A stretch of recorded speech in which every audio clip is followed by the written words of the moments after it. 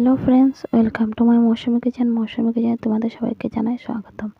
আজকে আমি কালো জিরের বাটা বানাচ্ছি, আর কীভাবে বানাচ্ছি তোমরা সবাই দেখে নাও।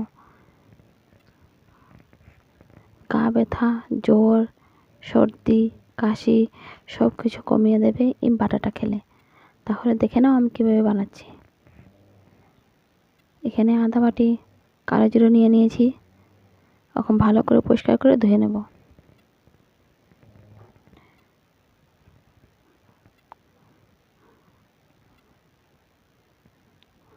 ধোয়া হয়ে গিয়েছে। এখন একটা মিক্সির মধ্যে কালো জিরেকে দিয়ে কাঁচা লঙ্কা দিয়ে দিলাম 2টা, কয়েকটা করে রসুন দিয়ে দিলাম। এখন এইগুলোকে ভালো করে পেস্ট করে নেব। সামান্য জল দিয়ে পেস্ট করে নিলাম। পেস্ট করা হয়ে গেছে। এখন একটা বাটিতে ঢেলে দেব। বাটিতে ঢেলে সামান্য পরিমাণে নুন দিয়ে দেব, আর কাঁচা তেল, সরষের তেল দিয়ে দেব। দিয়ে গরম গরম ভাতের সাথে খেলে খুব ভালো লাগে।